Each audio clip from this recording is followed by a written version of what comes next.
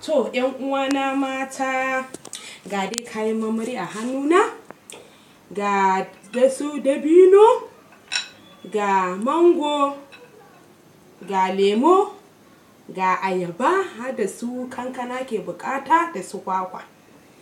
Don haka mu matan aure ya kamata kowace matan aure tana kokari tana amfani da wannan abubuwa. Kowace mata aure kake saki a ce baki da fruits a gidanki. Ki yi kokari kowane lokaci ki dinga siyan fruits kina amfani da su. Ki dinga sha, yana kara mace ni'ima sosai. Kuma ina kauda cututtuka. Fruits yana da amfani da yawa a jiki. Bayan ya kara mace ni'ima kuma yana kauda cututtuka, kuma sannan masu kiba ma ina rage musu weight. Duk mutum mai kiba yana ko mace ce ko namiji ne, idan mutum yana yawan amfani da fruits yana rage mishi weight din shi. Shi kanshi zai dinga jin jikin shi sakayau, jikinsa ba zai dinga mishi nauyi ba.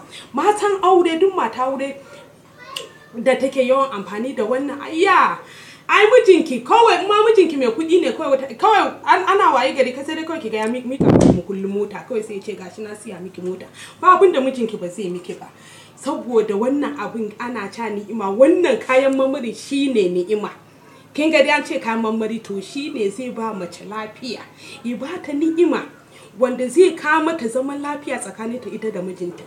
Wanda mijinta duk abin da ta buƙaci a wajen mijinta zai yi mata, ba tare da ina wani abin nan inda ba, ko ina musu tsaki ko ina a'a. Wani abun ma mace ba za ta buƙata ba za ta tambaye mijinta, sai ki ga mijinki ya kawo miki. Saboda ba magana ma sai kin nemi wani abu. Wannan shine kayan marmari, shine game da mace, duk mata aure da wanda ma suke da niyya, suke shirin za su yi aure nan gaba. Mace kina shiga gidan mijinki, to kake rabu da amfani da irin wannan abubuwan kayan marmarin. Za ki ji ki kallau mijinki ba bayani.